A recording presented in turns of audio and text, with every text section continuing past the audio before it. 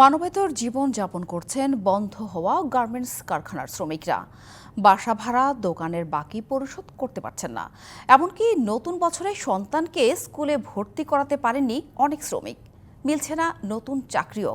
শিল্প মালিকরা বলছেন, ব্যাংক খাতের অসহযোগিতা, জ্বালানি সংকট, পোশাকের দাম কমে যাওয়া সহ 4 কারণে একের পর এক বন্ধ হচ্ছে তৈরি পোশাক কারখানা।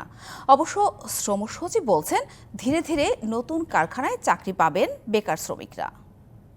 অন্য জায়গায় গেলে চাকরি হয় না, ভ্যাকসিন করে লোক নেয় না।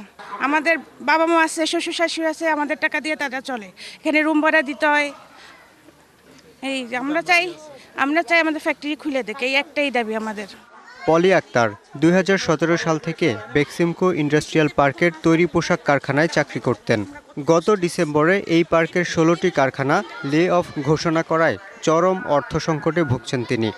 বেসিকের অর্ধেক দিলে আমার বেসিক হচ্ছে 8,000 টাকা, তার অর্ধেক দিলে আমি 4,000 টাকা পাবো। আমার রুম ভাড়াই 4,000 টাকা।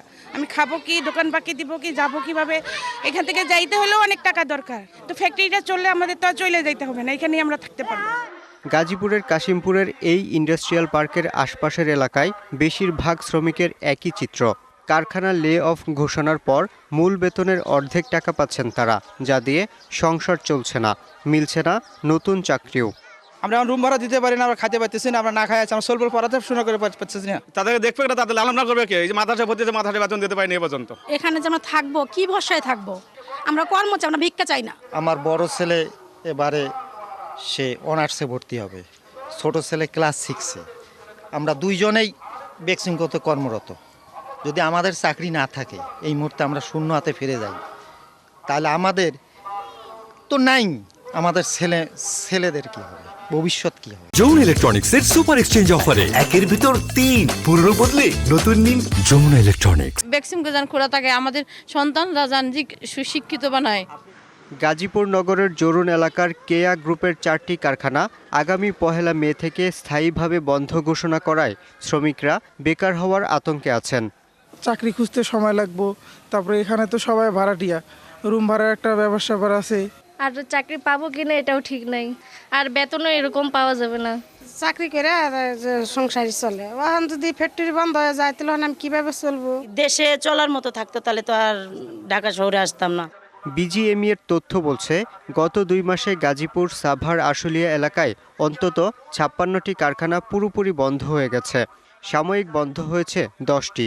শিল্প মালিকরা বলছেন, অকার্যকর বিজিএমইএ ও সরকারের অসহযোগিতার কারণে সংকট কাটিয়ে উঠতে পারছে না এই শিল্প।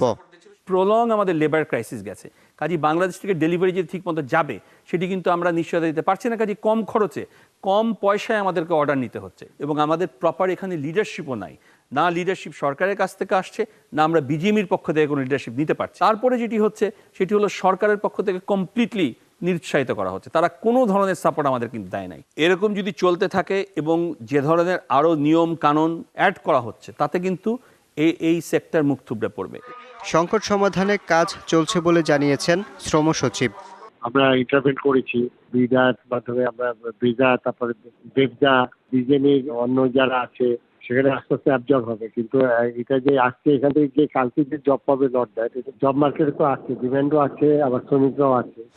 যত সংকটই হোক, দেশ থেকে এই শিল্প বন্ধ হয়ে যাবে না বলেও মনে করেন তিনি। বাংলাদেশ থেকে গার্মেন্টস যাবে না। প্রতিটি গার্মেন্টস কারখানার সাথে জড়িয়ে আছে হাজারো মানুষের জীবিকা এবং স্বপ্ন। তাই বন্ধ নয়, সব কারখানা সচল রেখে সংকটের সমাধান করার দাবি শ্রমিকদের। ইউসুফ রানা, ডিবিসি নিউজ, দক্ষিণ পানিশাইল, কাশিমপুর।